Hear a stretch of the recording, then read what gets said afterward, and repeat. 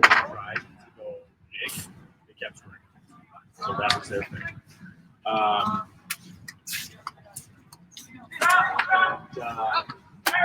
Ev said, you were good for money. You guys never had it. You know, like, But you're muted. yeah, the start and finish of the game is really fun. The middle chunk of the game is really good. But the first point after half, the end of the game, the start of the game, they just didn't get it. So the middle chunk was like where they played their best.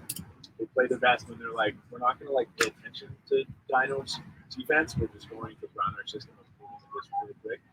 And Dino couldn't stop them. It's when they held on to the disc, got nervous, took big shots. Dino was just like, that was probably Go ahead.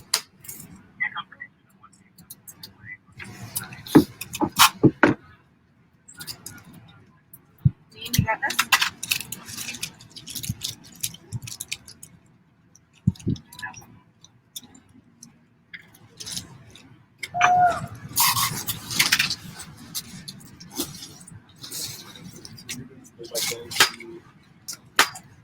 when you stop talking, we'll take an opportunity.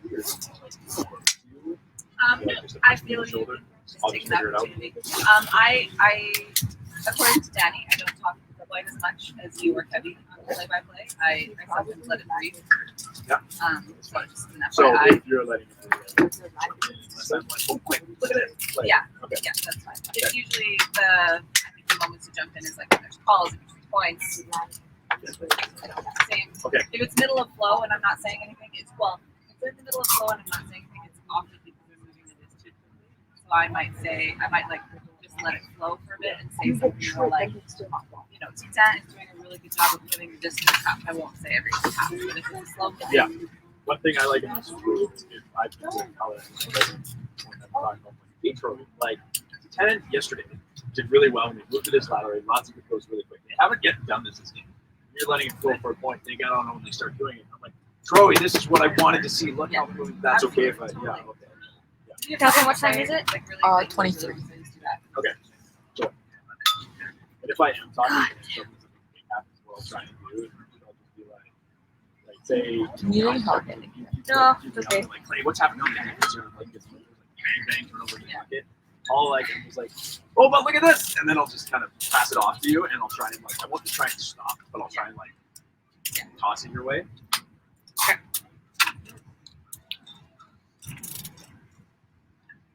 What time you got? Which time we have? It's 8:23. 5 minutes before that.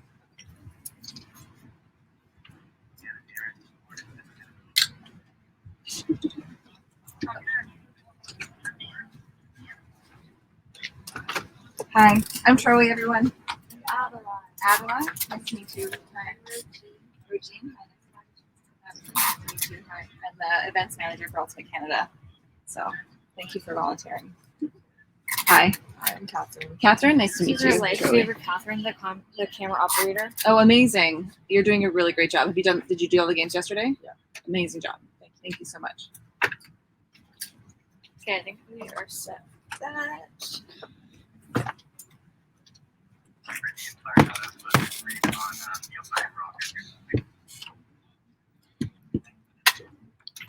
I fixed it, so I don't think it will be as blurry today when we move in. Okay.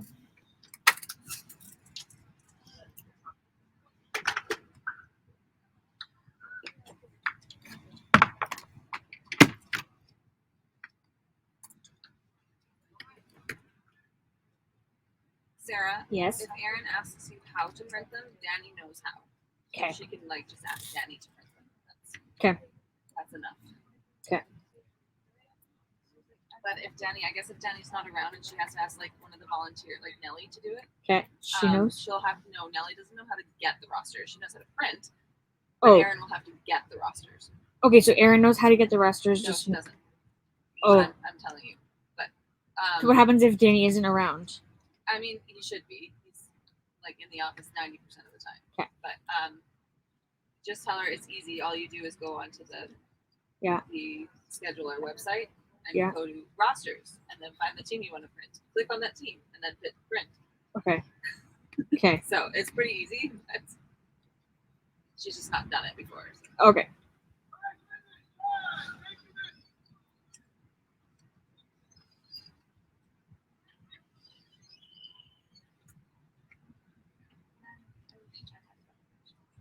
Still trying to convince the gang.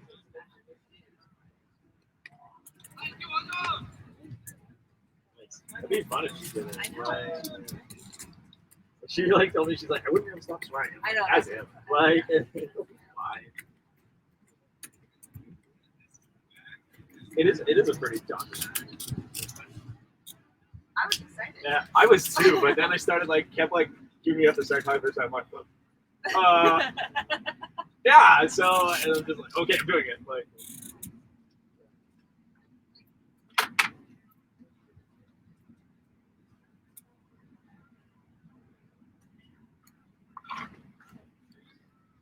Now you're so good at it, you just want to impress me. it's so fun. I know. I wish Wifton would ask me more. Yeah. It's so, and even at national team, I enjoyed it. But there's a point where I look at this.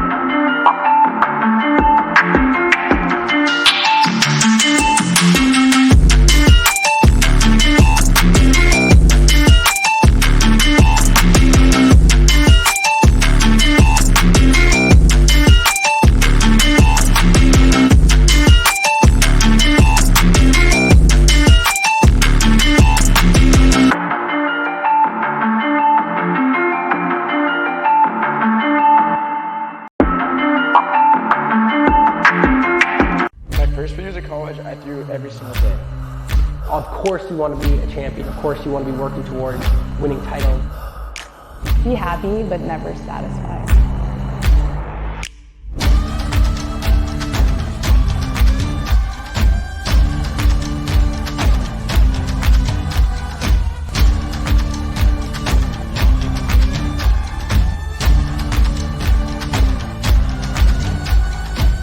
Better than ever.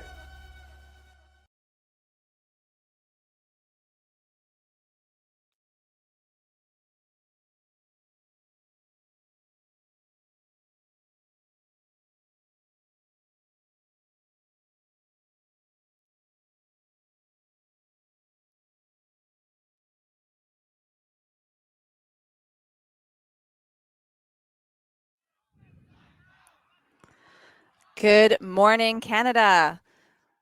Here we are on day 3 of the Canadian Ultimate Junior Championships in beautiful Surrey, British Columbia.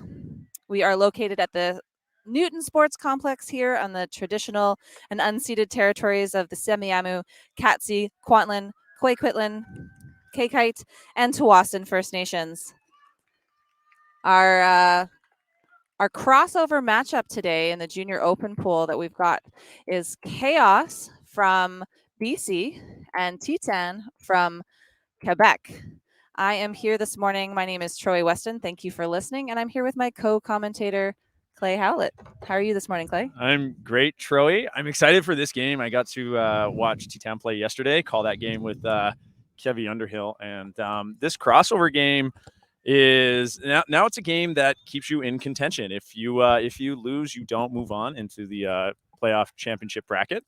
If you win, you do. And after Titane dropped their 3 games yesterday, they've been relegated to move down while Khaos won their pool, so they move up. So this is there's a lot at stake here. I'm excited. That is a very exciting matchup. I'm sure we're going to see lots of gritty play. It's a little tad bit windy, so I feel like if they're throwing up some errant throws a little high, the wind may catch it. It's not too hot yet today, which is great. And we have our first pull, Titane pulling down to Khaos. Jordy Paxton with the first catch. Titane setting up a cup right away, forcing Khaos to move it around. Seem to be having no problem with that. However, it looks like, unfortunately, that one player was out of bounds on that side. We have our far sideline observer Glenn Ford that's calling that out, and so it will be an early turnover for Titane.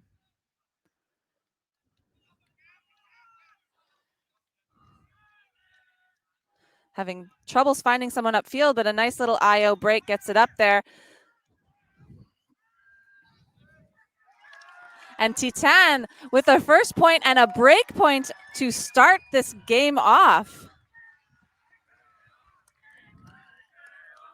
Clay, did you see who caught that in the end zone? I believe that was Metja Ul with the goal. Interesting thing on that turnover, Troy, we actually saw that a lot on this field yesterday. The lines are painted blue and for the sideline, and it is actually difficult to see while you're playing. Usually, you know, as a player, you get a sense of the sidelines and everything. You get that spatial awareness, and it you can see it sometimes just out of the corner of your eye, but on this field, that faint blue line is actually difficult to see. So even though Khaos didn't seem to be having trouble working it through that cup, just making a catch out of bounds, turnover. That is too bad, and hopefully the players will get used to that as the play continues. You can kind of see on the far sideline the cones are just outside the white line, which stands out a little bit more.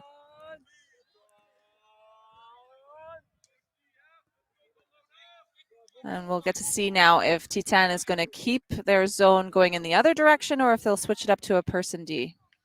This is a good start for Titane yesterday in their game.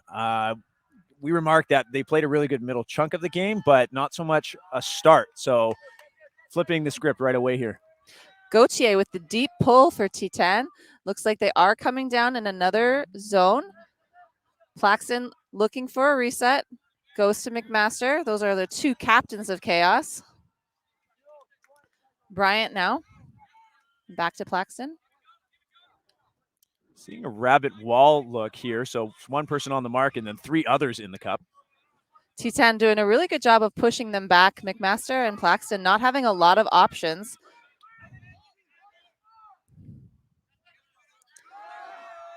McMaster with the huge huck. Lots of pressure from Titane. But Faulkner is able to hold on to that disc. Done it now, back to Plaxton. Titane choosing to keep their zone on this deep on the field. Karomi. Plaxton looking to break through the cup again. Has to dump it back to Karomi. Bryant swinging the field over to McMaster again. Looking for a little bit of a change, hoping to get some kind of movement through the cup by swinging that around. But Titane's cup just clamps down very quickly on that far sideline. Pushing them backwards here. That huck was caught at the brick mark, and now we're almost back at the other brick mark. So Titane doing a really good job locking them down and forcing Khaos to move it backwards. That is definitely a huge testament to a great zone defense by having a huge throw come through and still being able to contain it and even drive it back. Plaxton with the huck. And our Titane player is able to just get a piece of that, knock it away. So we have another turn.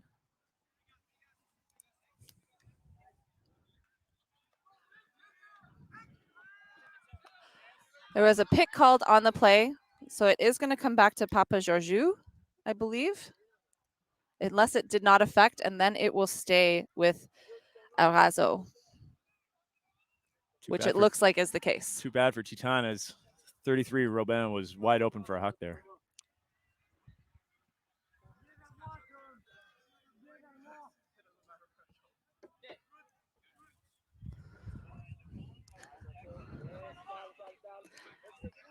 Robin finding Beck Kaverneck right outside the end zone, opts for the hammer, and that will be knocked into the waiting hands of Erazo in the end zone for the score. That was a really good defensive play, but as they say, catch your D's.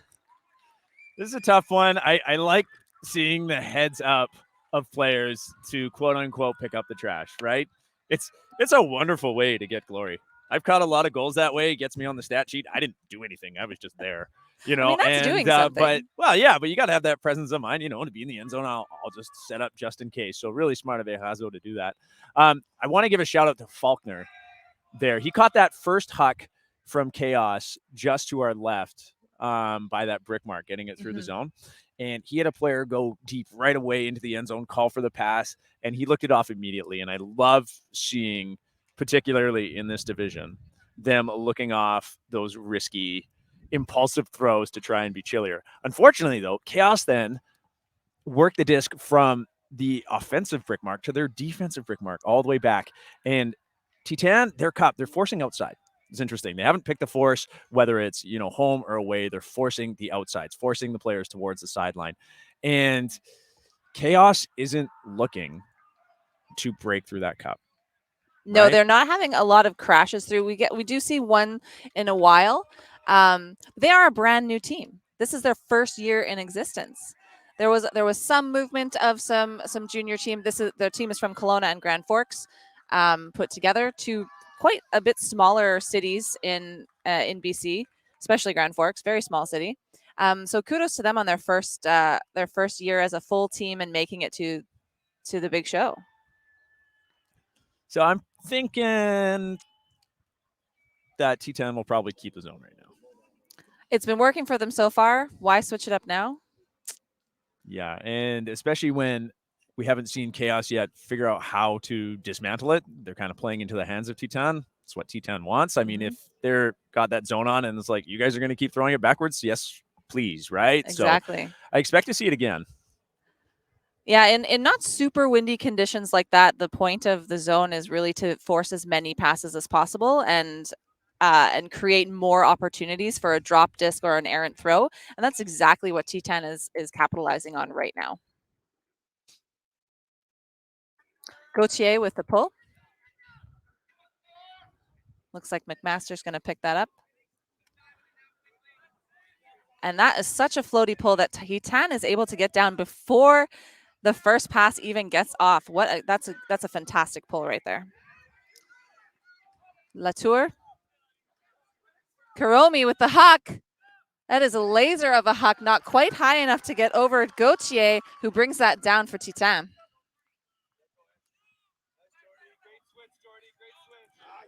Papa Giorgio, a little give and go here with Gauthier. And an interception from Khaos will have them the disc back. That is their Chaos's first D of the game. Can hear on the sidelines the Titane defense calling for person D now instead. So we'll see how Khaos can fare against person. Latour with the dish off to Plaxton. And Plaxton with the huck again. But it cannot connect with his end zone player. 2 hucks in a row, both to somebody that wasn't striking.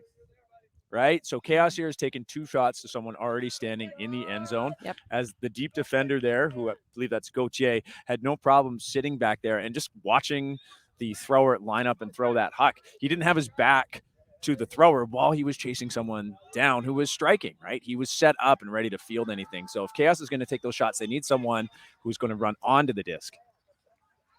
100% agree with you, Clay. We have Gauthier trying to get it off the sideline. Finds...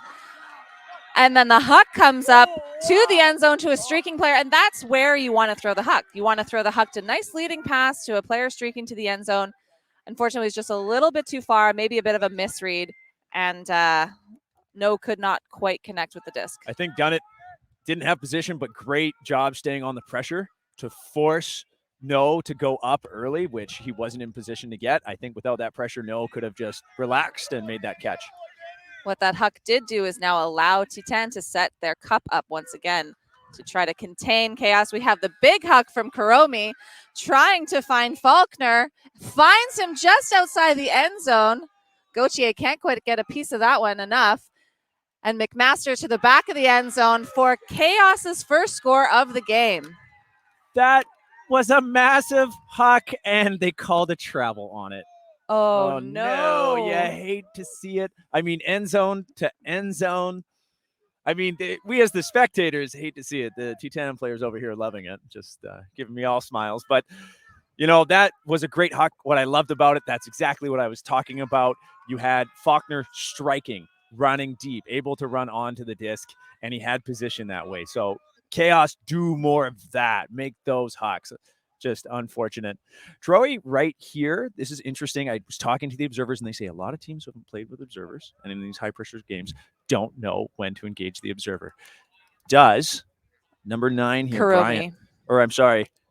Kuromi, have anything to lose by going to the observer here? He definitely does not have anything to lose. And it looks like he is talking to Linda Kudo, who will be the head observer actually for the senior event. Now, I believe you can go to the observer for a travel call. Absolutely. I really wish you did, because the result is the same whether you do or don't, and if you lose that call. It doesn't look like he's decided to go to the observer. And Titane are setting up their zone once again. Plaxton looking for an outlet. Done it now. With the Scoober over top to McMaster. Great grab on that. McMaster with those big fakes. Very believable, though. He's got those hucks. Plaxton. Little over-the-top throwback to McMaster, who goes for a greatest. Latour on the other end, but can't quite get two hands on that. That was a fun play right there. The crowd, everybody giving them credit. When someone makes a play like that, it doesn't matter who you are. You congratulate that. That Kaepernick. Rabassa back to Gauthier.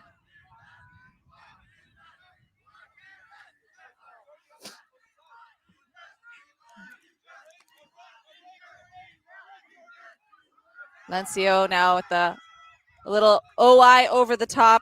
Drouin on the sideline. Kuromi tries, and he gets in the way just enough so that Titane can't quite get a read on that disc. So sometimes even if you don't quite have a play on it, just getting in the way is enough to just knock the offense off their toes. And Kuromi calls a timeout for Khaos. This might actually be the second one of the half already. Yeah, I wasn't sure if they called one earlier. Well, maybe we can check in with observers Kudo and Ford about that. That's 2 pressure defensive plays by Khaos, right? Didn't get their hands on it.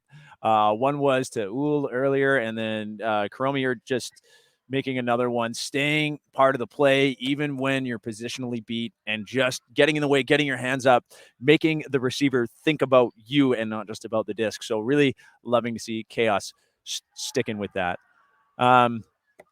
Condition-wise, Troy, it's interesting watching the pressure zone here from Titane, because we've kind of been a broken record earlier in the tournament about, hey, you know what?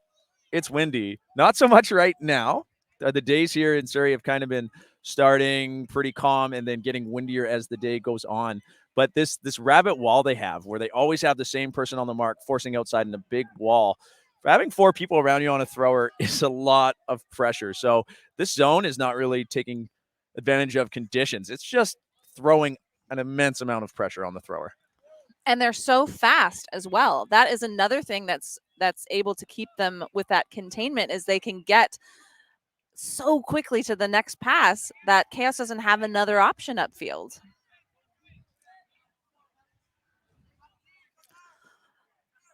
Kuromi now with the disc tapped in,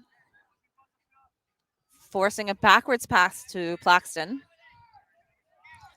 Little scoober over top to McMaster.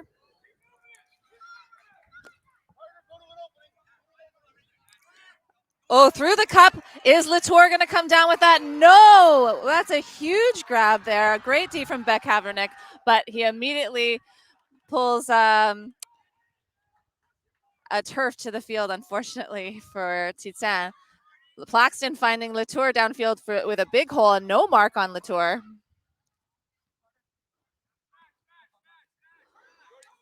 Karomi to Plaxton now, letting the Chaos offense set up a bit more downfield. McMaster. Back of the end zone, looking for Latour. It looks like it's going to sail out the back of the end zone. They're getting just a little too excited as they get close to the end zone there.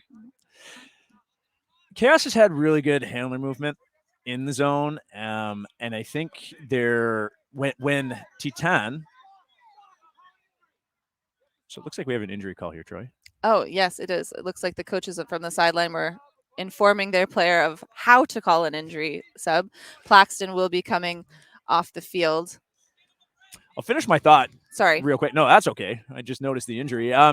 The Chaos offense, what I've noticed is as soon as Titane's zone melts to match defense, Chaos stops looking at their handlers. They only look downfield, and they've had really good movement with their handlers. So maybe they think, oh, now's our chance to go for the cutters. When if they kept going with the handler movement, they might just be able to do a few give goes into the end zone here. And that was Gauthier, just couldn't quite connect with Papa Georgiou. So McMaster will get another attempt for Chaos.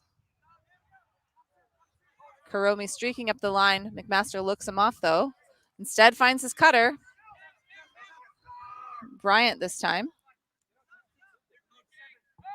An over the top around the defender to McMaster with the leaping grab, and Chaos now has their first point of the game. I see no travel calls on the field. So great for Chaos to get on the board. I mean, it's so early. Now it's only a 1-point game. And Chaos energy is chaotic. Okay, I'm sorry. But it is, they're up. They're yelling. They've got the crowd with them. They've made some great plays. They're not too worried about being down against a team that was ranked in a higher tier pool or anything. 1-point game. So speaking of travels, what do you think about the new travel rules being brought in from USAU, where you're only really supposed to call a travel if it affected the play? So, fun fact. I learned about this yesterday, so Okay. Thanks for putting me on the spot here. But you know what? I like it. And I've always believed, kind of as a code of honor, if you will, that before these rules were in place, you only call travels if it matters. If I'm setting the mark on someone and I notice that their pivot foot on their dump came off the ground a little bit early, no advantage to that player in that foot coming off. It doesn't really affect the play. They were going to make the throw behind them where I'm not marking or something like that. Anyway, it doesn't, whether they kept their foot grounded or not. I definitely appreciate on a give go if I'm defensively trying to catch up and a player is changing direction or changing their speed or clearly setting a pivot and taking off ahead of time before I've got a mark on. I mean, those make sense. So I think it's a way better adjustment to the rule that travels should only be called when they give an advantage to the player traveling. Chaos now setting up a cup of their own. We'll see if Titane is able to fight through it. Berard.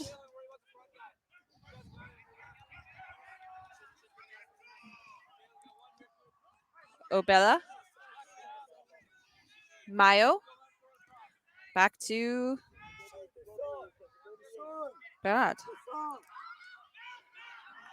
Titane finding a few more holes through that cup, then Chaos is able to going in the other direction.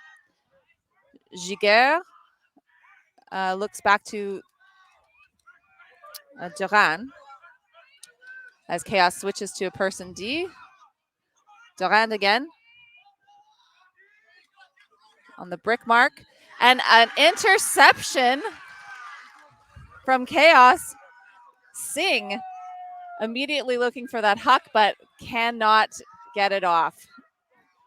Obella now with Titane, resetting the disc to Berard.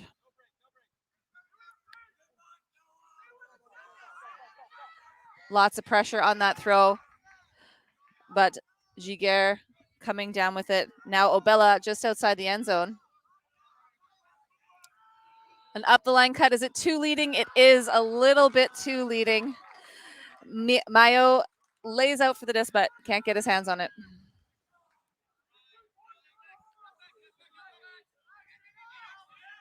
Shoden now for Khaos, centering the disc.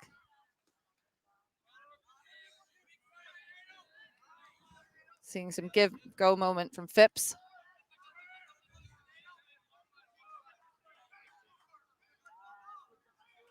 Like to see Khaos get it off the line. That's where they've been struggling today. Just keeping the disc on the sideline. Big huck goes up. Shoden with the huck. A better read from Hans than the Titane player. Puts it into his hands. And now we have Romain just outside the brick mark with no mark on him. Opts for a risky throw anyway, and it will be rewarded. And Khaos comes down with their first break of the game, making it a tie score. You hear that energy. I love it. Tie game. We got our first glimpse of Titane's O. And even in their warm-up, I was watching their warm-up today. They're all about the go forward momentum of the disc. And they were doing it. And Mayo had a really good cut in the end zone, scooped his guy, but then the throw was just too far. Khaos there, I mean, you said it was a risky throw and they got rewarded. That is exactly right.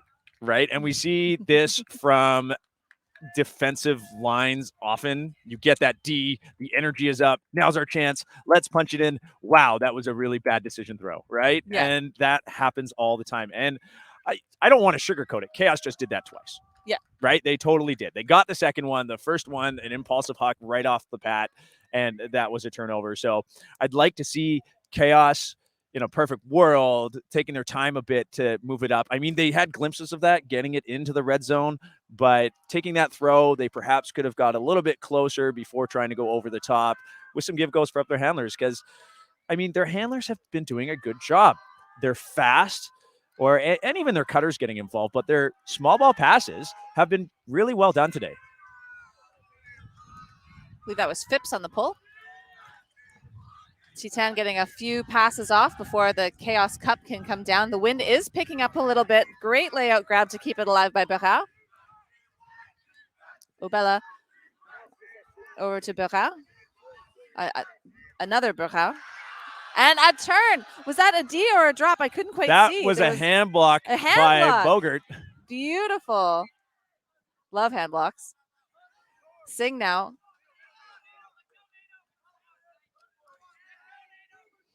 Phipps looking downfield. Finds Singh again. I'm loving Singh's decision making right now. There's a lot of chaos upfield, so he's opting to reset to handlers quite often. Phipps looking back to Romain, and a stall down will be called.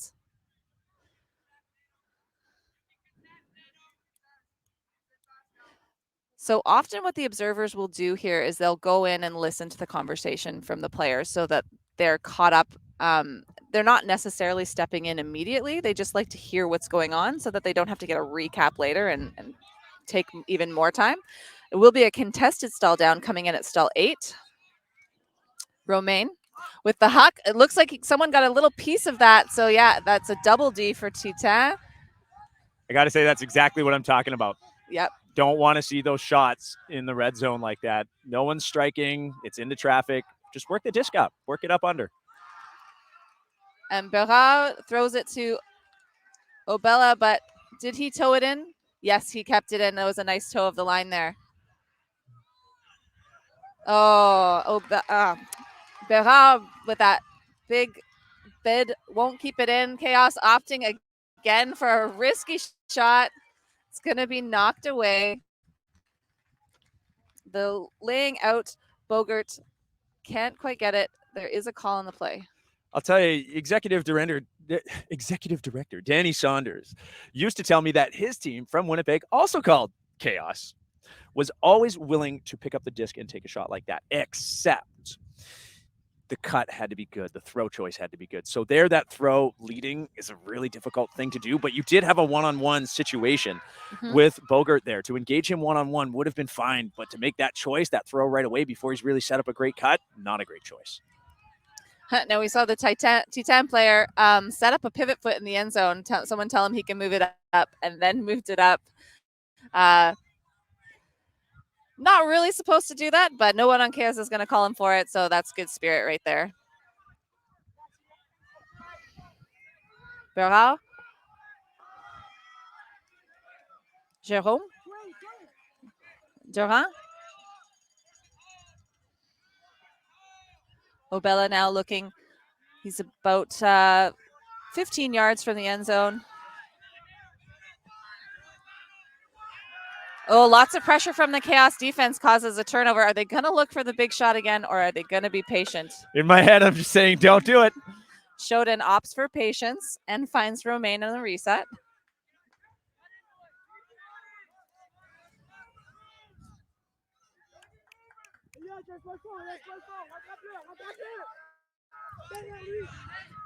Back to Romain now.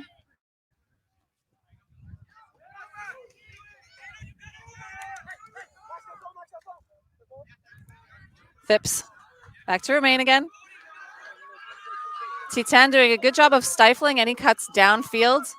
Khaos is forced to play it amongst their handlers. And we had a run through D from Titane there. Obella was doing a lot of the heavy lifting for Titane yesterday and gets the run through D to keep this point alive. And a timeout is called by Titane. Maxime Berard deciding it's time for his team to resettle, regroup.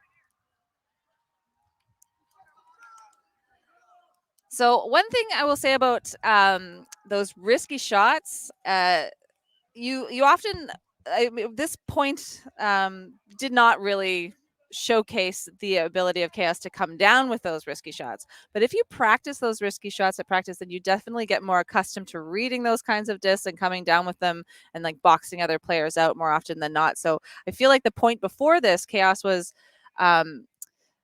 partially rewarded for that because they practice catching those kind of swilly discs, whereas Titane obviously doesn't have that kind of play style, so they may not be as used to reading those discs or boxing the other players out quite as much as Khaos there. You heard it here, folks. Troy Weston, only sky battles at practice. No, I kid. No, you're right though. I mean, all aspects of the game are needed, right? And if you want to get good at reading the disc and making big plays, you need to be able to catch the disc in high pressure situations. Berard will be tapping it in here. Bogart on the mark.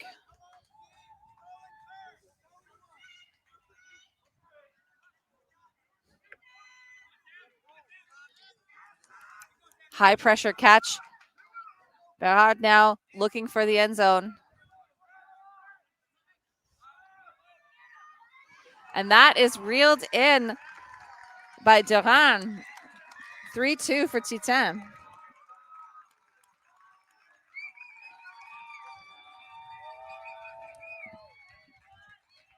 Troy, that might have been number 15, Marek Lavarenne, that actually came down in the goal there. So just in case, if that is true, we'll give both of them credit on the stream. So we're not missing anybody.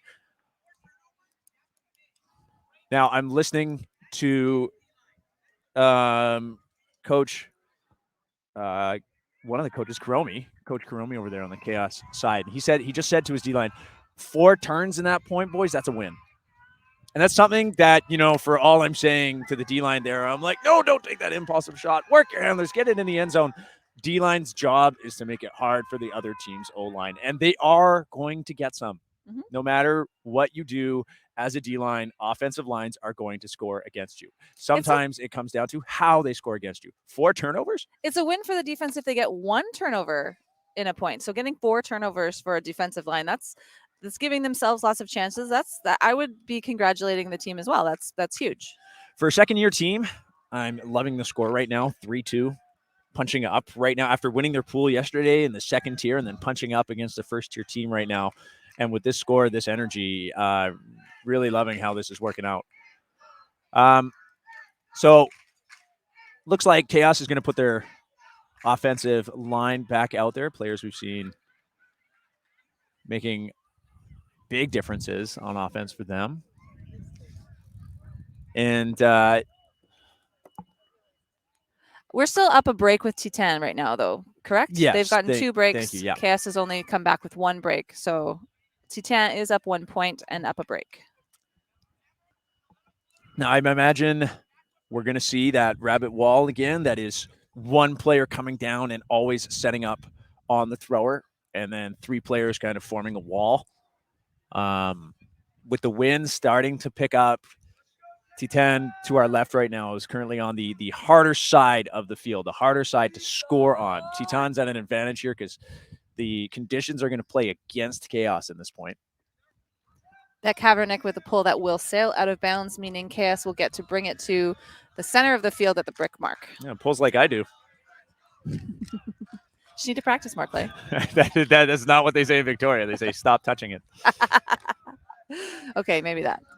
McMaster picking up the disc for Khaos. Now, what's your opinion on wearing sunglasses on the field?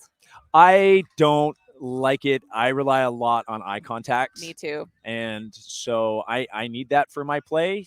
Perhaps when you play with someone that is wearing sunglasses frequently, you get used to their body language. Claxton with the huck for Khaos.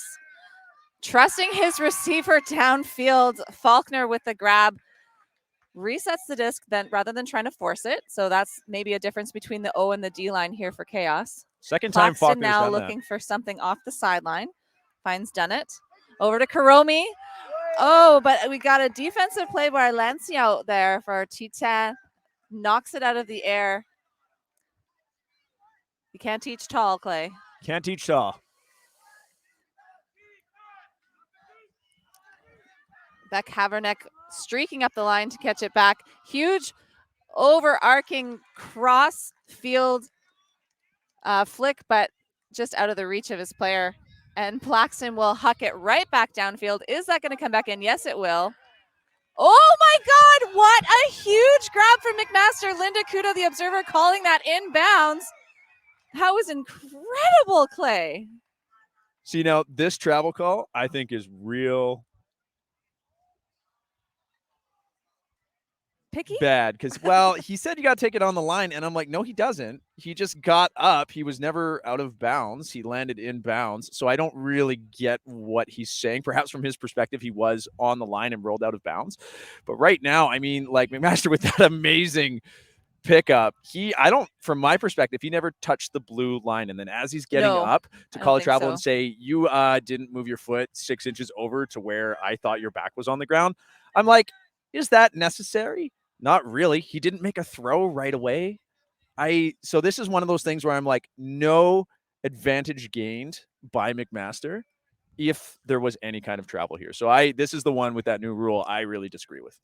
I agree. And it looks like the observer, Glenn Ford, is having the T10 players back up to where they were when the travel was called, or when the travel occurred, so that there isn't an advantage for the defense either. McMaster will retain possession. Travel's not a turnover regardless. That grab, though. I mean, wow. You never give up on the disc, and that's exactly why. Like, you think it's going to be maxed out of bounds? No. Second chances, second efforts.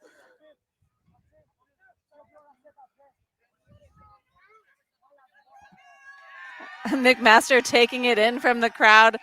I mean, he should be pumped about that catch. He really should be.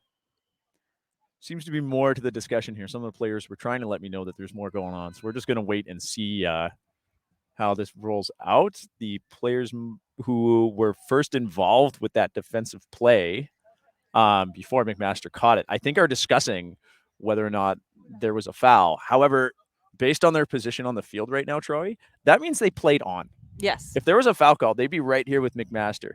So again, I'm like, well, yeah, you guys can discuss that after. It looks like you committed to playing on, because if you're that far down on the field, why are we talking about a foul right now? If McMaster caught it, then we kept playing and a foul called after. So Kudo ruling that there was no foul anyway, so it'll stay with McMaster. But it seems to me that foul call should have been made in the instant play stops. You can't say, oh, he got it. Well, I guess I'll call foul. Yeah, no retroactive second thoughts there. I mean, I get it, because sometimes it does take a minute for your brain to register. Did something wrong just happen? Should I have called something back then? And so, by the time you actually register that you should have, it may be too late. Players in this division are encouraged to ask. Totally. Right? It's a junior division. I mean, I don't know all the rules, and I've been playing way too long. Players in So, any division are encouraged to ask. Masters division. A little You bit don't more know? salty when Ask. people ask. I mean, yeah, you probably should know by then, but I mean, I'd rather people ask than just pretend to know something wrong. Yeah, absolutely. So in any case, McMaster will come in with the disc on the sideline here for Khaos. Now that the players are all back in the correct position. Titane opting to set up their really powerful zone right outside the brick mark. McMaster forcing to throw some kind of weird garbage into the end zone.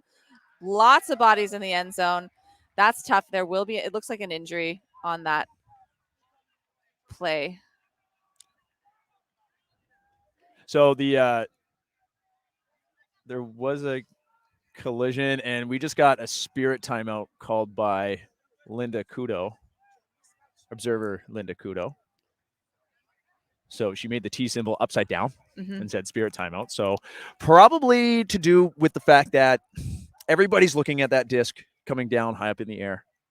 And there wasn't regard given to the fact of, let's say, from some players, if I make a play on this, I do have to have a look at where everybody else is. Yeah. I can't just tunnel vision the disc, go for it, and cause a blindside collision on the back of someone's neck or head. So it looks like there will be a meeting between captains or teams just to talk about that. Trying to be that athletic is cool, but you also have to watch out for safety, especially head safety.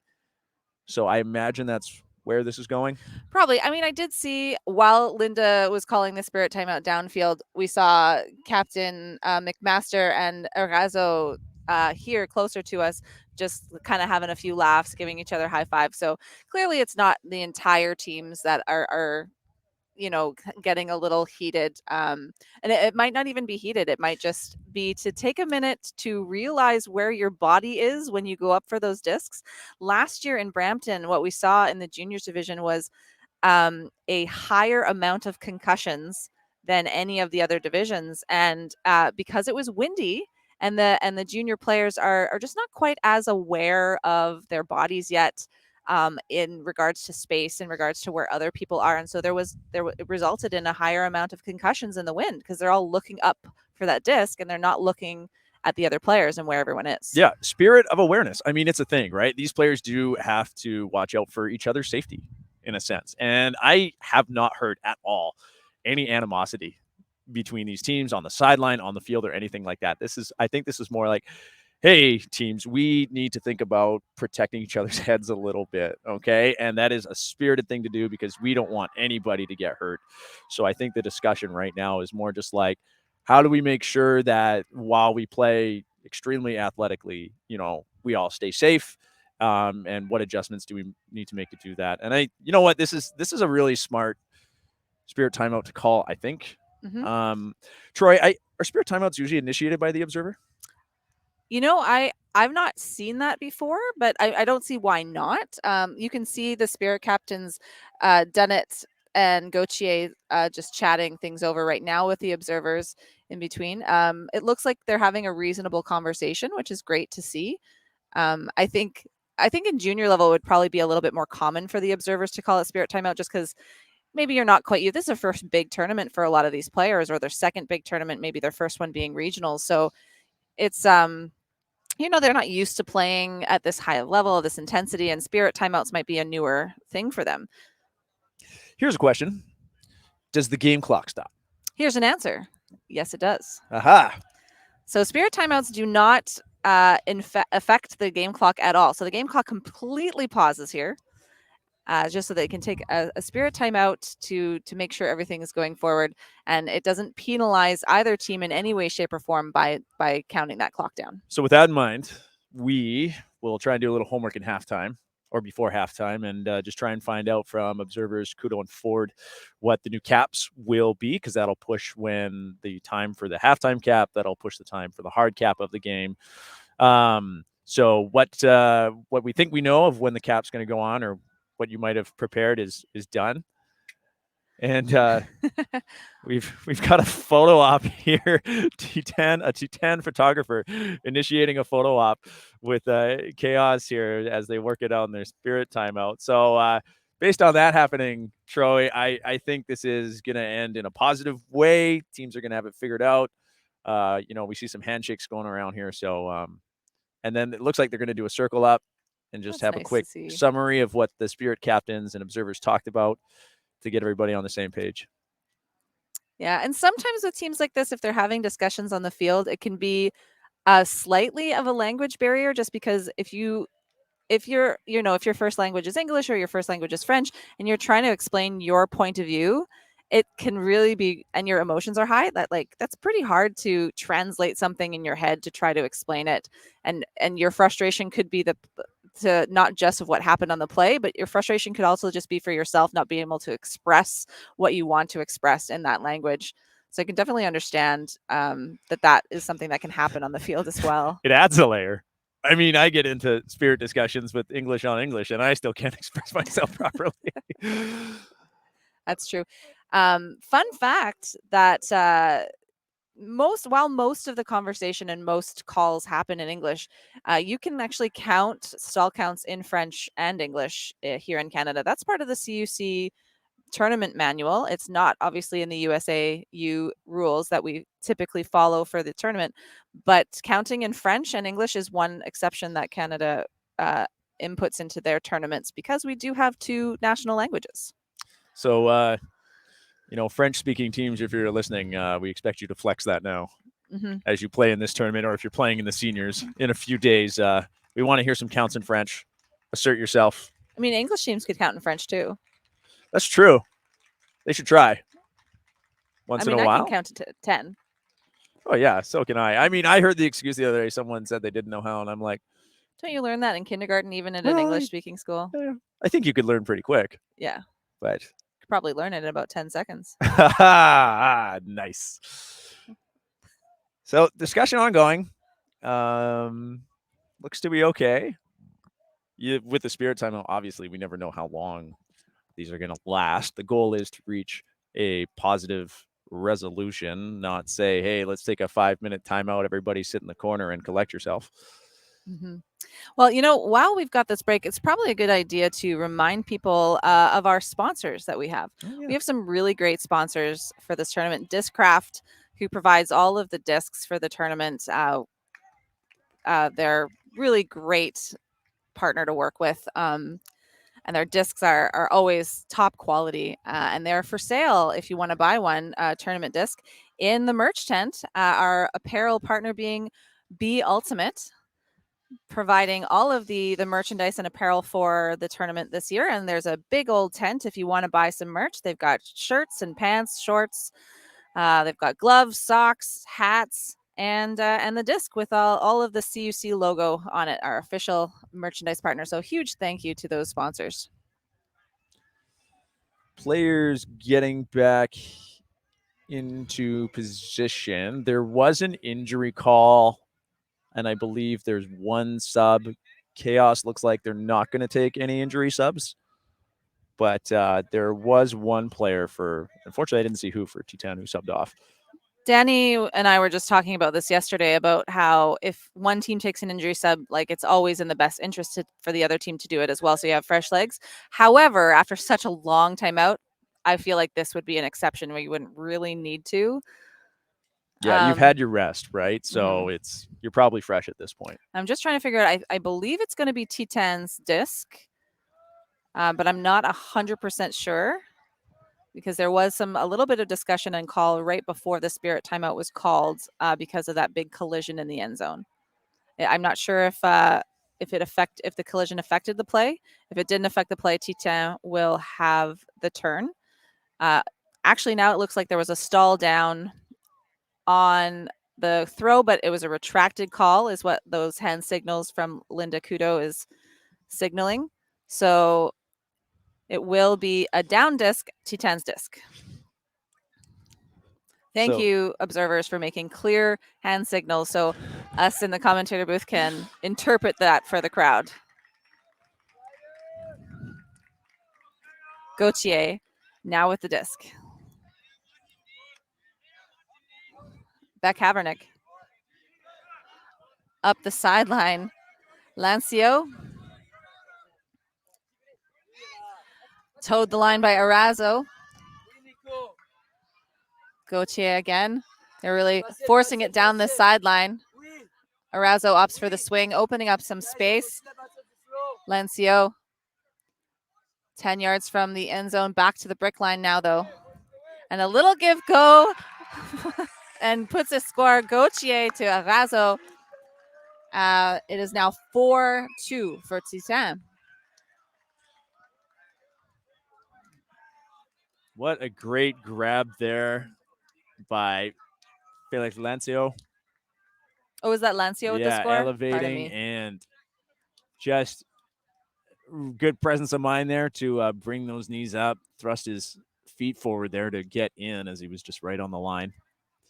The energy after that long Spirit timeout, both teams, though, still in it, right? No one's got their head down and fizzled out here. Both teams being quite loud, even after getting scored on. Khaos cheering for each other, high-fiving. That was a break. It's 4-2 now, so the offensive line for Khaos stays on. I think that's just about the same. No, we got 1 or 2 subs, but just about the same line as last time. Mm-hmm. You saw Coach Keith Karomi coming out with Khaos, just chatting with the line as they walked on.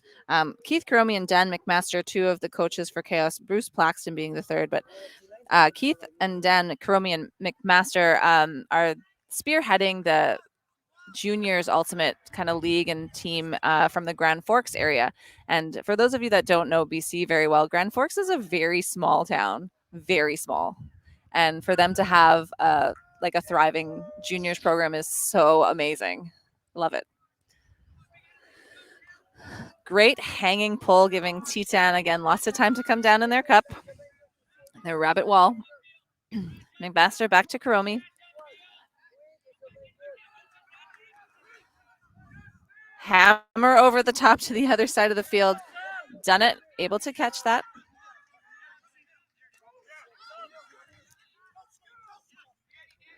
Bryant, coach calling on the line for a dump swing. Very smart move. Worked like a charm. McMaster now. Bryant again, who seems to be doing a good job finding some holes in that cup, helping those handlers out. McMaster on the sideline, an overarching huck down the field, looking for, he was looking for, I think, sorry, there was a bit of an injury.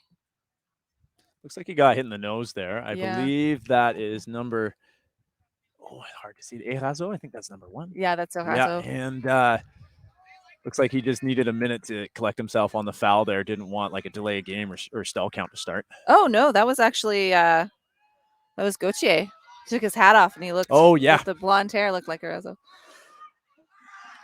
Oh, and it doesn't give up on the disc. Beck Havernick bringing that one down on, I think, the 3rd attempt. Little give go from Erazo to Beck Havernick. Gauthier up the line. Titane really likes to force it down that forced sideline. I feel like if I was Khaos, I might switch the force up to see how they handle that. Beck Havernick. Benoit. Arazo.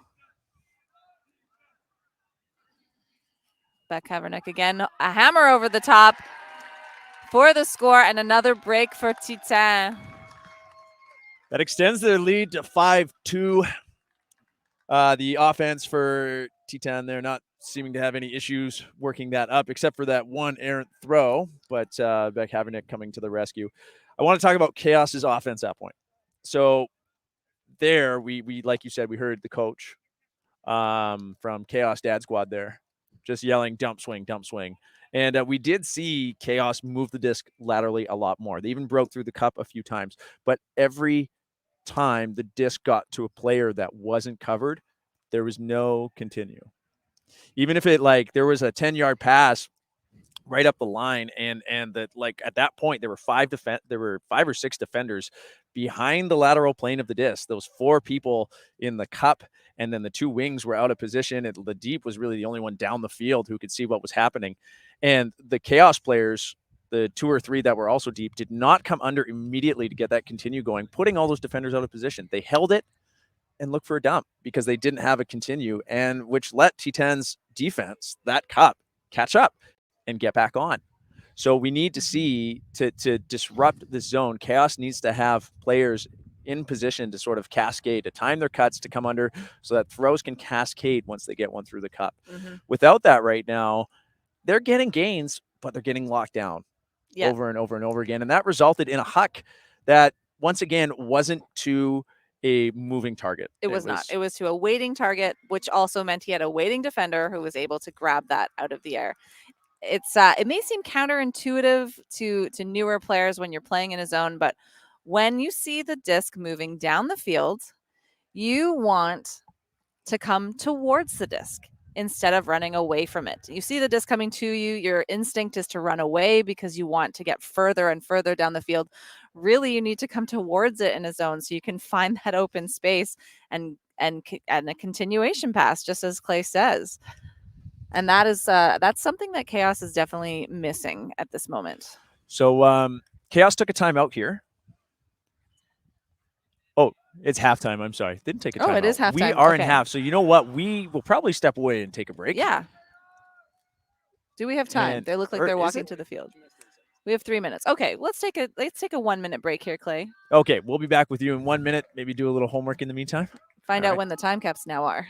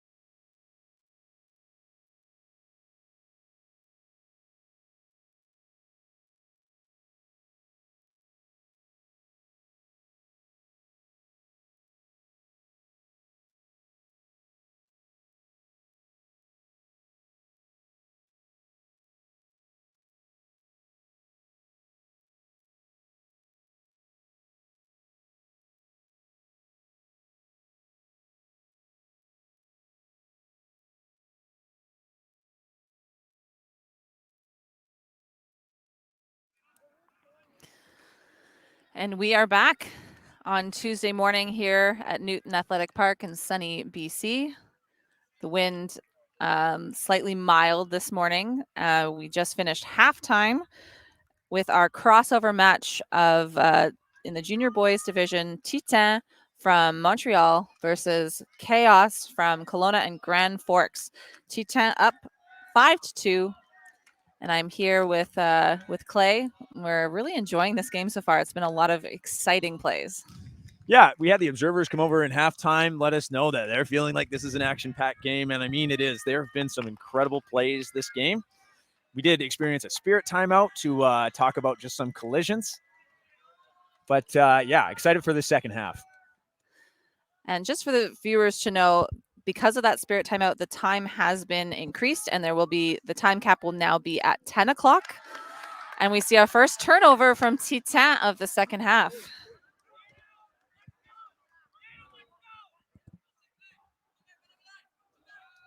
Up the line throw to a lot of waiting defenders. Just kind of had some blinders on for that one cutter and then overthrew him, unfortunately. So Titane will get the disc back. Berard now.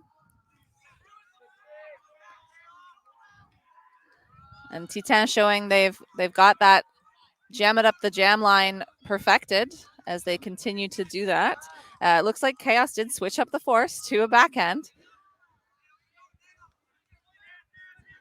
Back to Berard in the middle, but throws it out of Obella's reach, and Khaos will get another chance. Maybe that backhand force did have something to do with that, and just switching it up a little bit.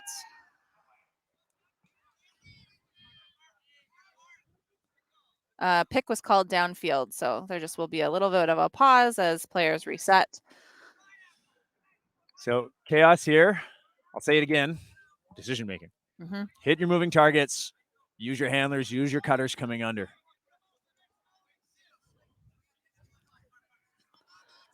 Romain tries to hit Singh, who just bobbles it a little bit.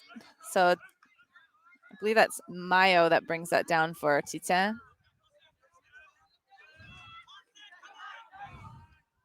Up the line cut there from Berard again.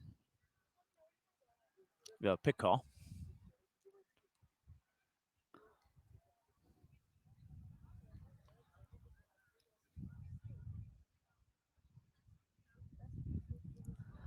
Server just making sure she knows what the count is so she can signal it to the players downfield. Berard with an over-the-top throw to Obella into the end zone for a goal.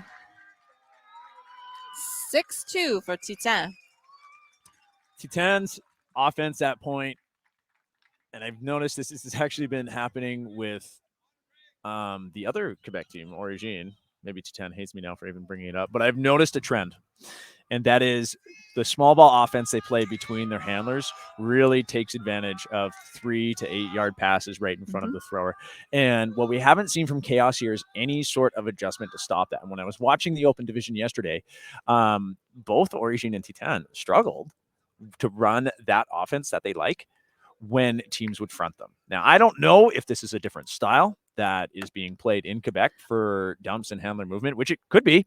But specifically to Titane and this Khaos game, the handlers are getting on these one-on-ones, and all they have to do is beat their check any way they want to, right? They're just taking advantage of what's being left open in the face guard. While what Khaos could do is work as a team and have 2 or 3 players not exactly do a cup, but sort of stand in the lanes, front their guy and say, I'm going to front my guy on the left of the thrower. You front your guy on the right of the thrower. That way, if we can do a switch or anything like that. But since it's just these one-on-ones with no real strategy except, well, it looks like stick your guy. Yeah. Right? Just stick on him. Titane's just winning that athletic battle. And all they're doing is up the line cut after up the line cut. If they stuck someone in that lane, then that would cut that down. Like, that's all they really need to do. I mean, we say that on the sideline like it's simple. Oh yeah, obviously. But the reason I think we're seeing that from these Quebec teams is because Quebec actually plays a lot of 4-on-4, and they play it more often than they play 7-on-7. Because it's winter there for longer than here in BC, where we get especially in Vancouver, we get the luxury of playing outdoors all year round. They don't have that luxury in the middle of the country.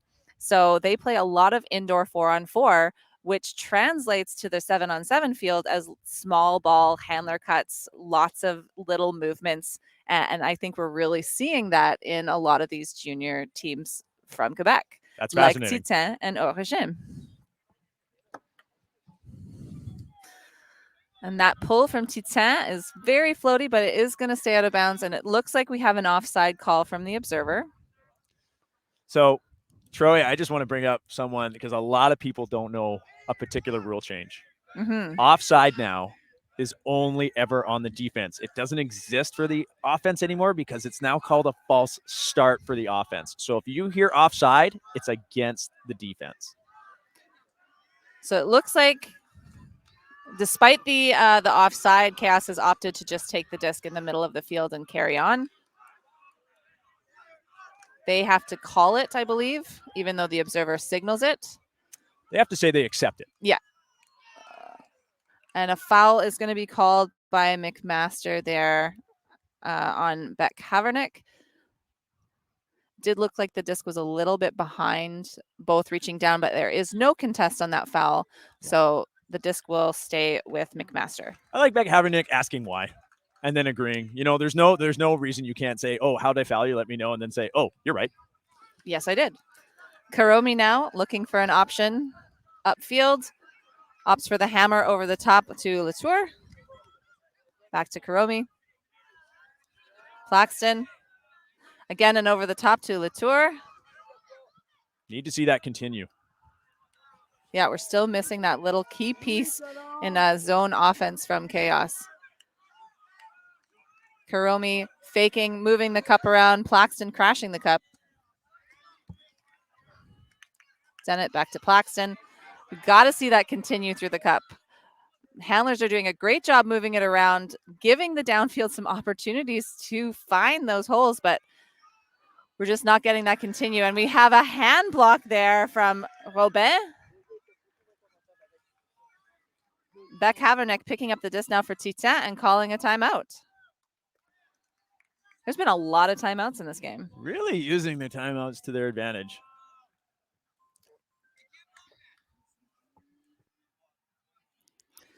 Yeah, at this point in the game, when we're getting close to time, when you're leading 6-2, you do get a little bit of an advantage, like a time advantage by calling the timeout, giving Khaos less time to catch up. I mean, you can only do that so many times, but to me, it looked like that might have been why Titane called that one, because I don't see another reason on that in that point. It wasn't a super long point for it to be, for them to be tired, but I could be wrong. Maybe they are. It is getting to be a long game, and we are going to time caps. So we're gonna see Titane on the disc here. Beck Havernick picking it up. What kind of defense do you think we're going to see from Khaos coming out of this timeout, Clay? Well, okay. Now I get to see them do it. I hadn't had a thought yet, but we are seeing a match defense here. Titane let us know they run a vertical diagonal. And we're seeing that set up right now. I actually have no idea how it works, so I'm excited to see how this rolls out. Oh, maybe that's why they called the timeout, so they could set up their vertical diagonal. Gauthier. Oh, a miscommunication between the handlers. Beck Havernick and Gauthier will result in a turnover. Karomi picking it up, immediately going for that pump fake for that deep shot.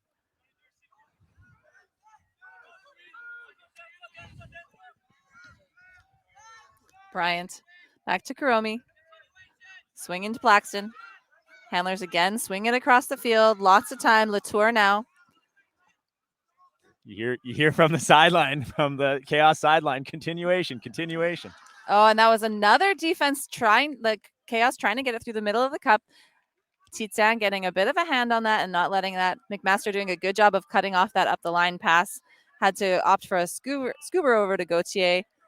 Up the field, nice tic-tac-toe there. Berard with the disc just outside the end zone for Titane. And an up the line, over the top, throw to Titane. 7-2 now for Titane. They're kind of running away with this game. Yeah, at this point, we've seen end zone, continue just to wreak havoc. And Khaos is starting to figure it out. However, I think Titane's also realized, hey, they're just figuring it out. And until they actually have the strategy to bust out of this, let's keep it rolling, right? We've seen them be really athletic on match defense, but there is no sense to remove that zone. Instead, Titane can just sit here and sort of refine it, while Khaos still tries to work out how to get through it. Well, and I think the one thing that Khaos has probably picked up on it now is that Titane is really just working the open side. No matter if they're forcing backhand or flick, they're cutting up the line, and they're really that is all they've been looking for, is those handler movements up the line. And if Khaos parks someone in that lane up the line, they might have a little bit more success getting a few turnovers. It looks like on that last point, it did seem to me that Khaos was trying to clamp down on those up the line cuts a little bit more, and we saw a few of them cut off. And so they are starting to do that, but it might be too little too late. And the pull from Titane will sail out of bounds. Plaxton will get to bring it to the middle of the field for Khaos. Titane setting up their cup. No surprise anymore. Not trying to hide it, because it is working for them.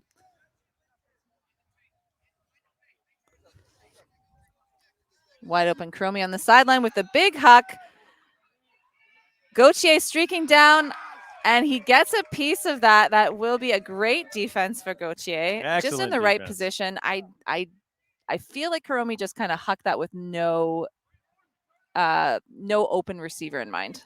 Yeah, I mean, I like to see the moving target. We've been talking about that. He did have one, but I mean, that was also a throw into coverage, right? So that's also a choice you don't want to make. Hey, but a quick turnover. An unfortunate drop by Laverne will give Khaos the disc back right on the end zone line, and it looks like they're setting up a side stack way off to the side. McMaster going for the cut. Plaxton finding him, and a completed catch. Khaos with their 3rd point of the game. Good conversion on that one. That was neat. I've never seen that. The side stack and the back of the stack just coming across? Yeah, and just a foot race. Yeah. But a lot of room. You can get open on the inside. You can get open on the around. That I'm going to steal that. Yeah, that was cool. Although, opportunities to poach against that's a really good, back pocket play that, no one's seen this before. They're like, hey, what are they doing? And you can win that foot race. If that was probably your standard offense, that might be kind of easy to you could probably only do that so many times in a game. But I mean, it's great on Khaos for having the awareness to set that up off a turn and not off of something like a timeout where they have the time to get the instructions. They did it right off of just a turn. Yeah, exactly. Because then the other team could be like, oh, this is interesting, and kind of put players in strategic positions. Yeah. We're seeing a lot of the same players from Khaos and Titane taking the field. They're really Khaos not counting out their chances just yet. They have a bit of a mountain to climb right now with the score being 7-3. But I think they're saying right now, don't rule us out just yet. We've still got some gas in our tank. 22 minutes until the cap by my clock. Hiromi winding up for the pull.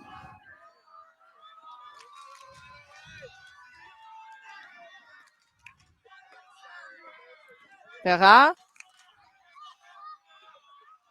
Lots of little give go. Oh! And Phipps gets in the way of that little give go back and forth there between Berra and Berra. So Khaos now bringing up the disc, and they get to play against a person defense instead of the zone. Not surprising, we see an over-the-top throw from Kuromi, but that is brought down by Berra. Once again, throwing to a receiver that is covered. Didn't really have an open shot there. Yeah. Titane playing a little small ball, moving it up the field really quickly. A hammer and a diving Giguère manages to keep hold of that one just on the doorstep to the end zone. Berra.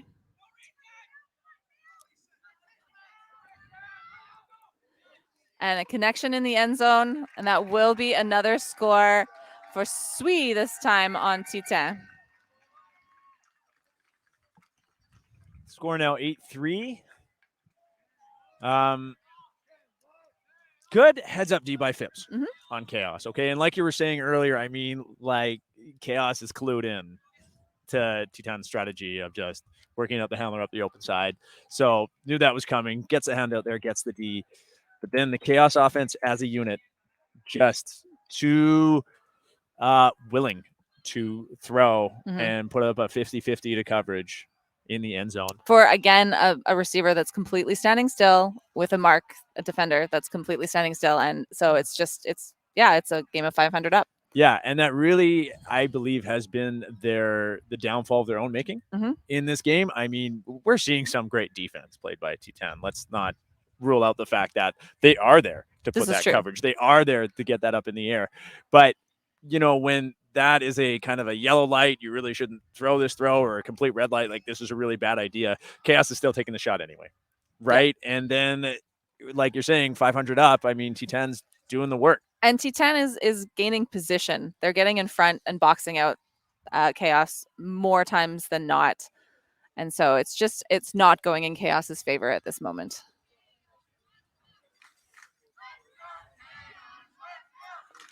We do have some fans in the stands cheering for Khaos, though. So no one has ruled them out of this game yet. A rolling pull to the front corner of the end zone. That's a nice pull. Titane able to get their entire cup down before a first pass comes off from Plaxton to Kuromi. Little give go. Hammer over the top. Bryant swinging the disc. Done it.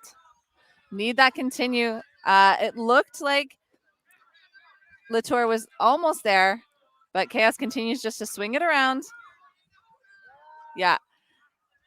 There we go. Hammer crossfield. Now, where's the continue? Latour with the continue down the sideline. Much better offense from Khaos we're seeing here. What I've been looking for out of their zone offense. Kuromi now looking for something downfield to get it into the end zone. Handler swinging it back and forth. Plaxton again. McMaster being put downfield instead of as a handler, probably to get a little bit more movement downfield. This is definitely Titane's strategy to hold the defense. Oh, big hammer over the top from Plaxton to McMaster, captain to captain, for a score. Their Hail Mary over the top did work for them this time. Now, here's a philosophy question, an Mhm. ultimate philosophy approach to the game. That wasn't like a stall 9. I'm about to get stalled down. Hammer. No. That was like a stall 4. I've got someone open on the break side. Yes. Do you coach players not to do that? If No. you like, if you got it, you got Heck it. no. I do not coach players not to do that in the double negative sense. So, yes, I know I did say that was a Hail Mary, but I actually do commend that decision from Plaxton because McMaster was streaking to the break side. He wasn't standing on the break side waiting for that with his defender. He actually made a cut towards the break side. Plaxton put it into space for him. He was able to run onto it. I think that's a great decision. I definitely don't discourage hammers by any means. I think they're a really great tool to have in your pocket to get the disc to the break side just for those exact opportunities. And I agree. It's if you have it and it's open, take it. We like in Victoria, we call that Plan A. Because sometimes it's the easiest and most open thing to do. And if someone's got that throw, why not go for it? Oh, for sure.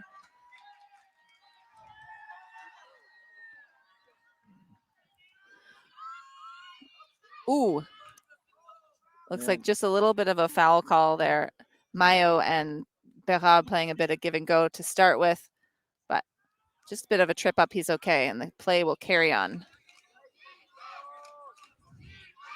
I think Khaos is putting the cup on to prevent those little up the line cuts, but the small ball continues to work through the cup, but a travel is called. I have to tend to agree with that travel. It did look like he caught it moving backwards, turned around and continued to take another step, which is a change of direction. So yes, you're allowed to kind of have some fluid movement for those give goes, but that was a change of direction, I believe. And so that's a valid travel call. Particular change of direction did ensue in an advantage, right? Because now you had all the defense behind. They probably could have stayed with the play, but they clearly weren't able to thanks to that travel. So that's the kind where it was, an advantage was given by that travel. You call it.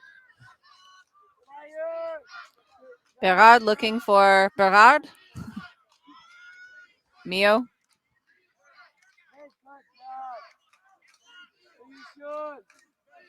Berard again. There are 2 Berards. I'm not just saying that name repetitively. And that looks like an overarching throw. What a grab by Mio. Great read on that. He just gets up to the peak height. And Titane are now at 9 to Khaos's 4. Mayo taking control of that point. He did the give go at the beginning there. He got tripped up a little bit when he was trying to do his give goes, then got a travel called on him. He's like, okay, whatever. And just continued to go speed mode and bring it all the way down like that. And once again, I did say earlier, Phipps had that good heads up D hand block, knowing what was going on with their offense. But what we still haven't seen is any kind of look adjustment change in the way the defense is positioning to shut it down. No, Titane is really just taking advantage. They're finding that open space and they're cutting into it. And what they're not doing is they're especially in the person D, they're not looking. Titane doesn't really look to break. I haven't seen a lot of breakthrows from Titane. Go ahead. I got a thing. Yeah, you got a thing. So again, this is like what I've noticed from some of the Quebec teams here. And perhaps this has something to do with the 4-on-4 thing you were talking about. The resets, instead of lateral movement, is often vertical movement. So instead of breaking around for a dump swing or anything like that, is to say, no, let's just keep the disc moving forward, because, I mean, that's what we're trying to do. And then if we really don't have that option, then we'll resort to the break. So I'm finding that to be a really interesting trend. We're seeing that from Titane a lot, where they're like, well, let's gain some yards or move lateral for a little bit of a loss. They're electing to gain some yards. And when they go for that up the line cut, if it's not there, that is when they're being stifled. So Khaos opting to put the zone on to cut those up the line passes, but unfortunately Titane is just finding this space in other ways, and they're now no longer forced to throw an up the line throw to get that yardage that they're wanting. They're just taking the little spaces that are in the zone. I mean, if they play zone themselves very well, which they obviously do, that means their offense is going to be well practiced against a zone, because you practice against That's why you yourself. got to practice So against it that's somewhere. something you have to think about as a coach. If they're putting down a really effective zone, that means their offense plays a lot of zone offense. So, and here is that zone again. Ooh, a toed grab will be kept in. Was a laser of a throw to Faulkner. That zone. Khaos moving it really quickly. Faulkner going for the bomb again. Gautier's waiting there. Boxes out the Khaos player again. Sorry, I kind of jumped the gun there, but I wanted to say the zone D from Titane looking so fast. Yeah. Catching up to those dump swings so quickly.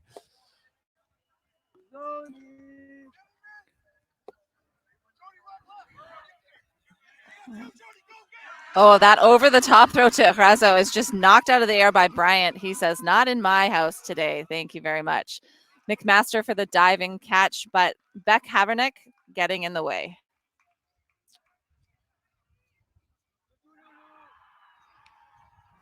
A little give-go from Beck Havernick and Lancio. Scuba over the top, resetting to swing, but the swing is too low, and Razo can't quite hold on to it. Plaxton to Karomi. Bryant. Back to Karomi. Do you think that he's going to be patient? Time will tell. Done it.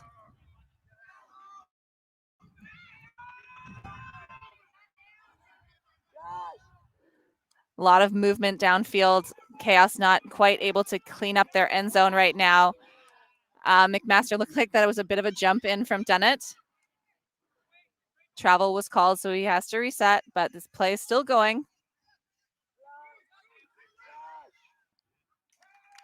And that is a front corner end zone, just a really sneaky throw there from Dunnett. And Bryant catches that first point for Khaos. A messy end zone set.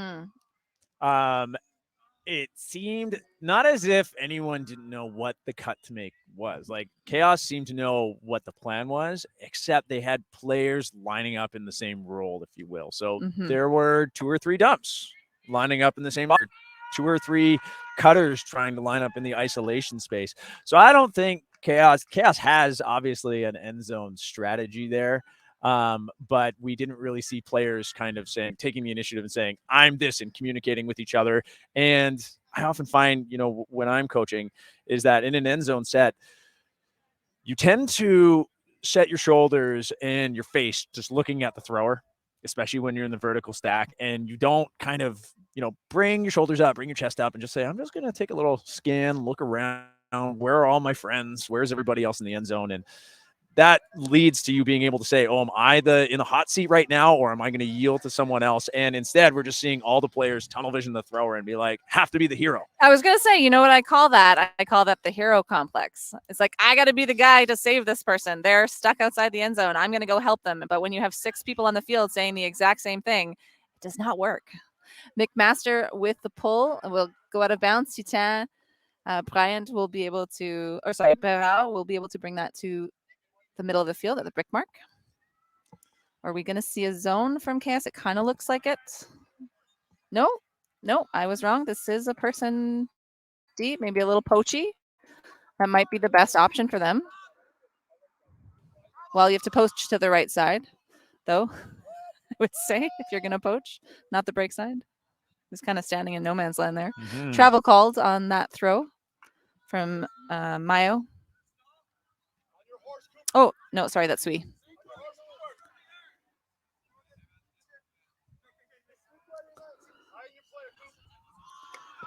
Up the line cut again.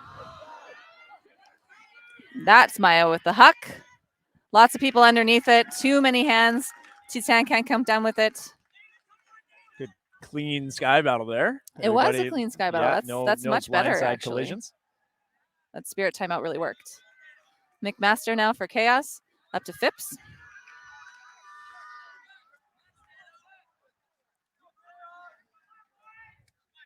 Back to McMaster. Irvine. And Lampshire just has to dive to catch that. Unfortunately, just a little bit of a tip drop from Irvine there. Probably thinking about his next throw before completing that.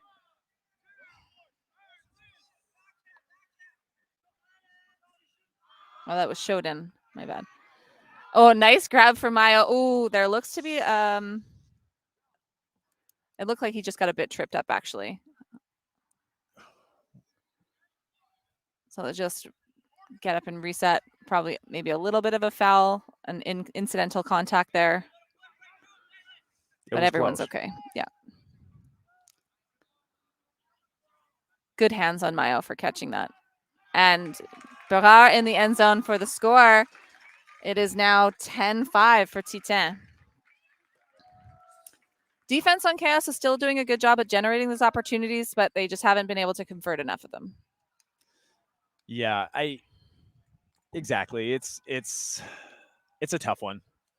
Like it's kind of the plight of every defensive line, right? It's typically on teams, especially younger teams. Well, let's put it this way: on most new teams, your O-line is going to be your players with the best disc skills. Not necessarily your flashiest or most athletic players, but the ones that have the best decision-making and probably the surest hands, right? And work well together.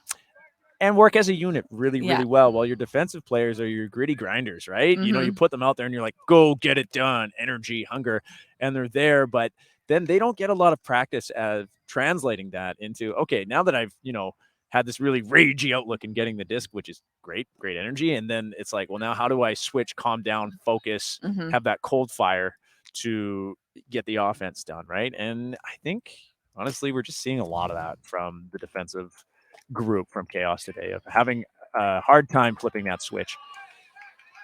That is a beautiful pull from Beck Havernick.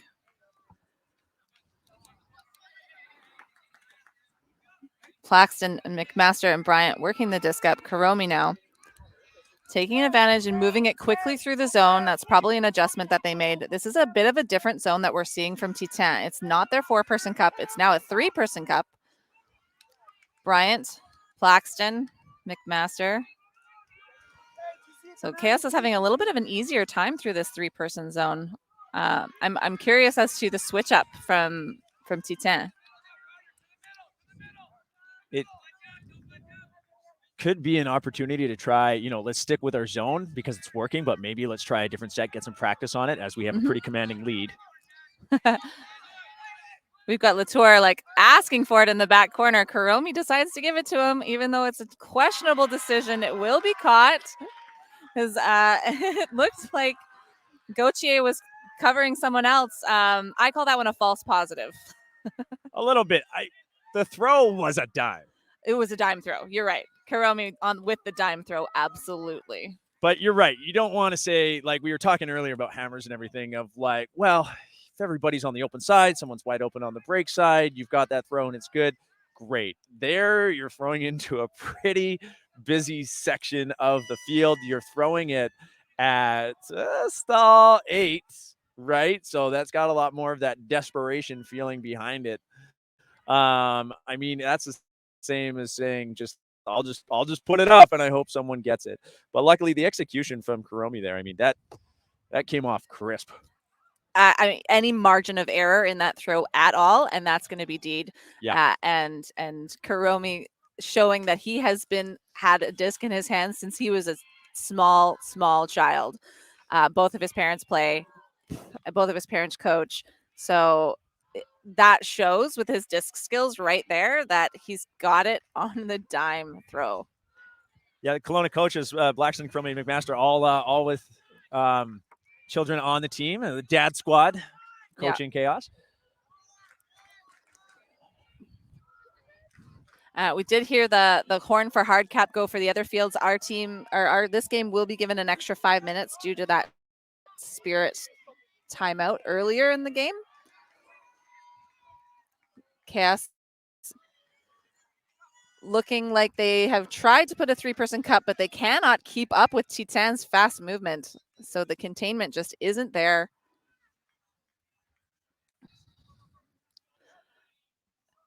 Berard just moving the disc super quickly to one another.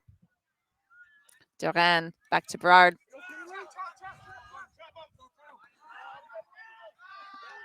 But I think Khaos's players that have been playing all game are just so tired they cannot keep up with this play from Titane, and they just work it tick-tock down the field, and a score in the end zone to Sui.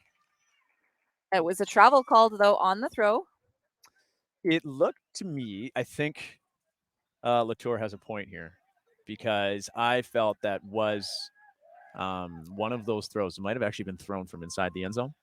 Yeah, the pivot foot was set on the line of the end zone, and the toes dragged to the inside of the end zone. On the other hand, I don't think it matters. No, I don't know if it gave him much an advantage. No, it didn't. It was a throw. Yeah, no travel.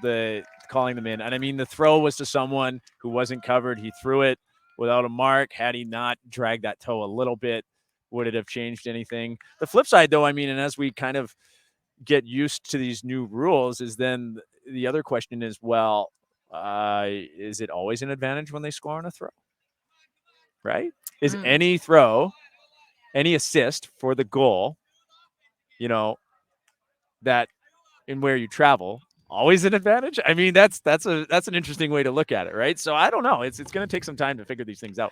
I mean, in that case, I'm going to say no. There was no advantage there. There was no mark close to him being able to put on a mark whether or not he traveled. Like if he was an inch backwards or 2 inches backwards, there's no mark there anyway. Yeah. And there's no mark on the downfield cutter either. Khaos was just struggling to keep up with Titane for that entire point. Titane was just blazing downfield. You could see the faces of the players on Khaos. They're tired. It's been a lot of the same players for most of the game, and they're trying to play defense. They're trying to keep up to every throw the same way that Titane has on their zone, and Khaos just doesn't have that skill yet. Well, you theory crafters out there, you rule nerds, you can bake on that one for a while, right up until Ultimate Canada's Andrew Batchelor just tells us all what is law. So getting down into the final 5 minutes of the game. Nice hanging pull from Titane. Plaxton goes up for the catch. Bryant now done it. Oh, we're seeing a person defense from Titane, not their typical zone. McMaster going up to catch that so that Beck Haverneck doesn't have a chance on it. Kuromi. Latour back to McMaster. Reins it in. Dennett showing his patience with the disc. Cromie to Latour. Claxton looking for Latour, streaking up the line, but Gauthier waiting for it there. Benoit now for Titane.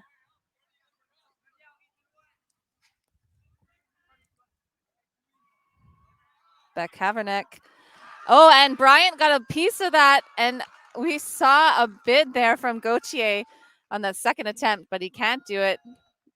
Bryant immediately picks up, looks for the end zone, and I have to say it did look like 3 may have had a little bit too much contact on that receiving end.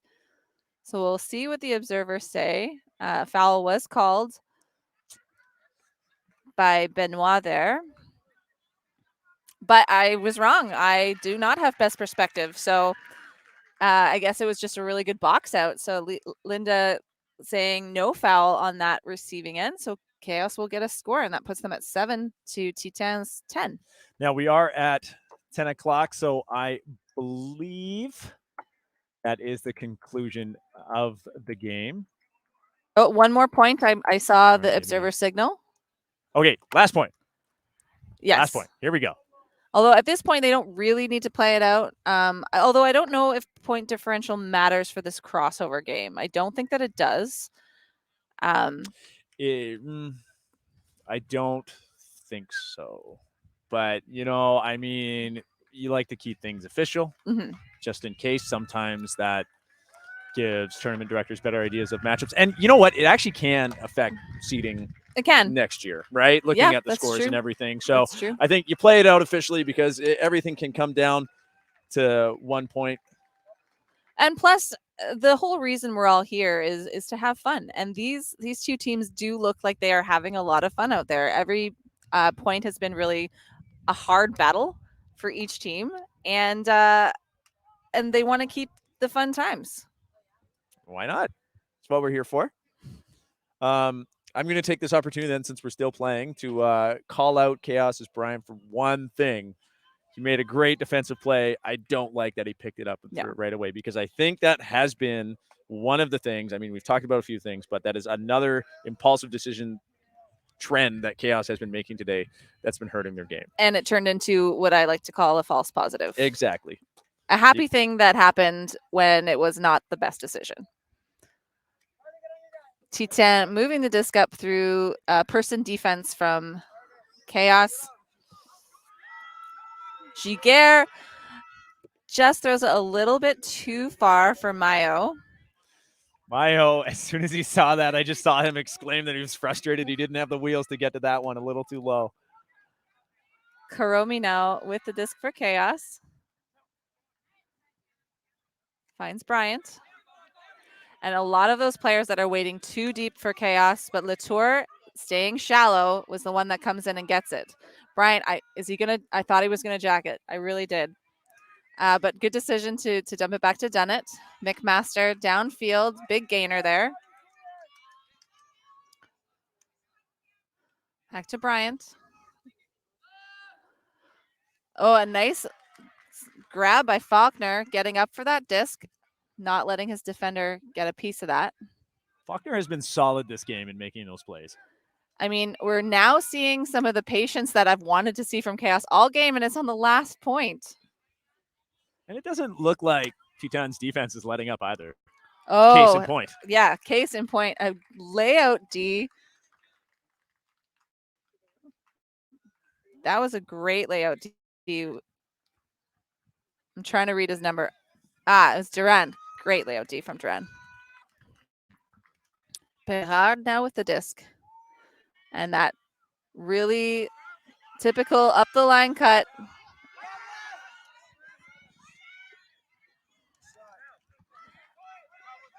Mayo couldn't quite keep the edge that he wanted on that disc. So Khaos now bringing it back up the field. McMaster, big huck, looking for Faulkner in the end zone. He's going to have to tow it. Unfortunately, he didn't quite tow it. He's out of bounds. That's exciting, though. Yeah, that was great heads up by Faulkner. I mean, like I was saying, he has just come up with some great grabs this game. That was such a good effort. Durand now with the disc.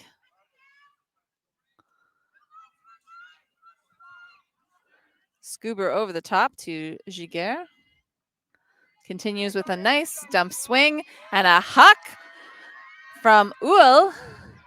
Karomi and Mayo battling for the disc. Mayo comes out on top, and that is a score to Durand for the final point of the game and the win for Titane. Final score 11-7. Well, Woo. an exciting game. I mean, it was action packed. We talked about some of the things that we wanted to see Khaos doing more of to adapt. We were talking about a really great zone set by Titane, and they're great running on offense and everything. So while Titane was clearly in control of this game pretty early on and kept that control the whole time, Khaos never let up and gave us such a good game to feature today. They're such a fun team and a fun energy to be around. This is their first year in inception and their first time, obviously, at Canadian Nationals. That's a pretty exciting thing to be able to accomplish in and of itself. So their energy was high this entire game, even though they were never in the lead, and that's really a great thing to see.